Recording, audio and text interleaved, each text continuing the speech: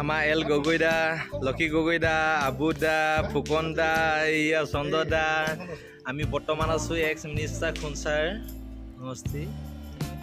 দেখিছে খুনচা সম্পূৰ্ণ নগৰখন আমি দেখুৱাইছোঁ।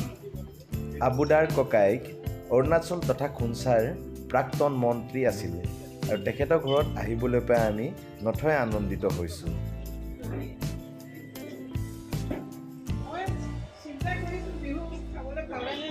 বিহু একদম ধুনীয়াকৈ চাব পালোঁ।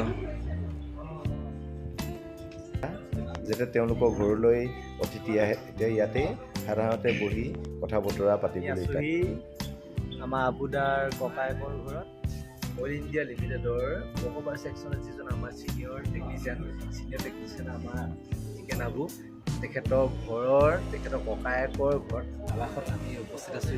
ঠিক আছে, তেখেতে হৈছে আমাৰ চিকেন আবুদাৰ ককায়েক মিনিষ্টাৰ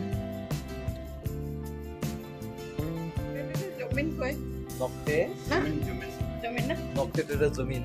একচুৱেলি এইটো অৰুণাচলৰ এটা বিশেষ ৰাইচ বিয়েৰ হয়। তো আমাৰ ভাষাত ক'ব গ'লে সাঁজ হয়। এইটো সাধাৰণতে ক'ব গ'লে আমাৰ অৰুণাচলত আহিলে মানে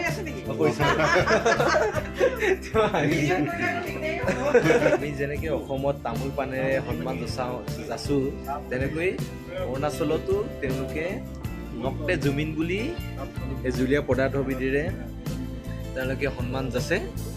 যি এই আবুদাৰ কাৰণে আমি এই ঠাইখিনি চাব পালোঁ। এবাৰ চাই দিয়ক আবুদা, চাই দিয়ক।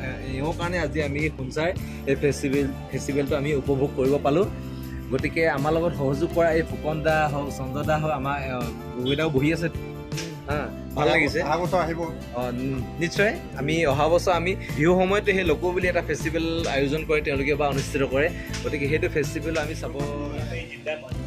আৰু আপুনি যে দাদা যিটো মানুহ মানে ডেইলি 200 টকা ইনকাম কৰে, সিও মাছ খায়। সস্তাটো বহুত সস্তা। আপুনি 80 টকাত আৰামছে খাব পাৰে। 80 ৰুপিজ অনলি খাব পাৰে। আমি ইয়াত যিটো মাছ খাওঁ 3 মাছ